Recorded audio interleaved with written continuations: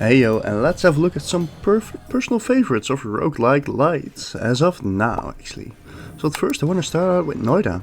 Noita is just one of those games I can always play in between, and it's just a game made in pixel art, as you can see in the trailers. But every freaking pixel is actually simulated. What does that mean? Well, the water is like water so it flows, and the oil as well. But let's say for example you put fire on top of oil, it actually starts to burn and it can spread to wood, which can lead to gunpowder and freaking explode and everything crumbles and oh boy does this get far in the way. It's definitely something to have in mind actually when you play Noita. It's definitely something I can always do like one run and then I'm like yeah no I need to do some other run because this is just, I need to learn more about it, tinkering out with my wands, all the secrets that's gonna be unveiled. That's Noita for you. So, up next we got Skul Hero Slayer. Skul the Hero Slayer is actually an action platformer that boasts roguelike features such as ever-changing and challenging maps. It will keep you on your toes as you will never know what to expect. It has tons of skills which actually play out as a class system. So no, he's not an ordinary skeleton. With formidable fighting skills, he can gain new and exciting abilities as well. Which skill he's wearing? That's up to 2 skills at a time. Each of its own unique attack range, speed and power.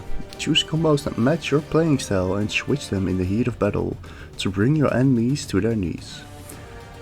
Skul has crossed paths with Party of Adventures. They are powerful foes to hunt demons for sport. While Skul may be small, he still packs quite a punch, so just wait and see who really is the hunter who's being hunted. Then one of my other ones, it's probably under the radar I guess, because not a lot of people know about this one, but it's tangledeep. Where you can enter a magical world of Tangledeep, a beautifully polished dungeon crawler inspired by classic 16-bit RPGs. Colorful characters, a unique job system, tons of skills, items and diverse environments, with some deep turn-based roguelike gameplay. A different adventure every time you play, but what people always forget to mention is that it's also a monster taming game.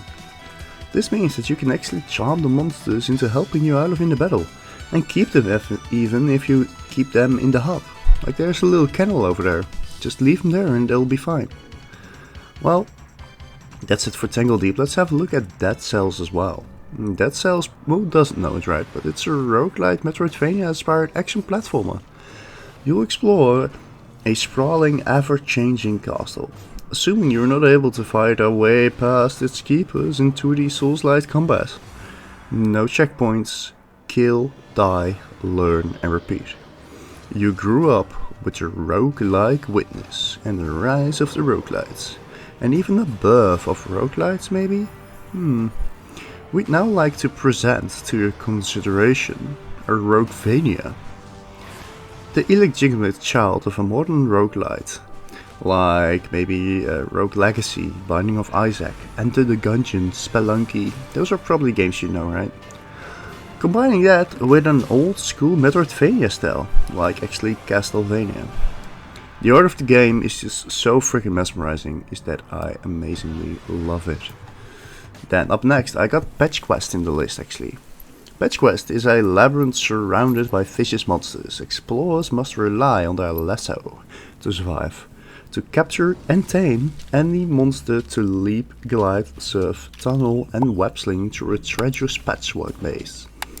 This roguelike Metroidvania seems cute, but it's deceivably difficult. It's a bullet hell challenge.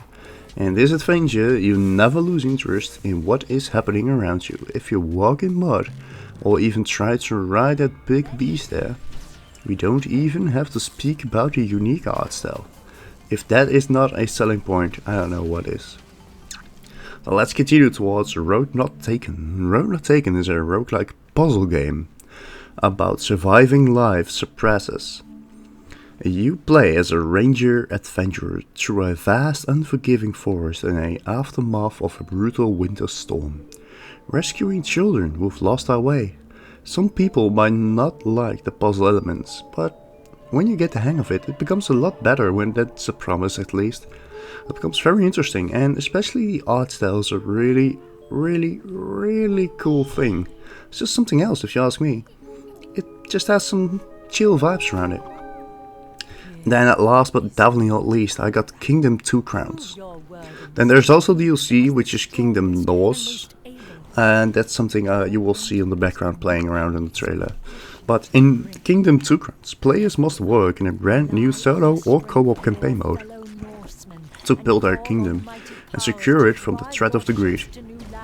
Experience new technology units, enemies, mounts and even secrets in the next evolutionary of the award-winning micro-strategy franchise. While building up your own kingdom, you will be attacked by the greed. These monsters don't hold back and come back every night. This is what makes the game harder and harder, but the more you learn while playing, the easier it'll get. There's also a different secret to uncover, like always.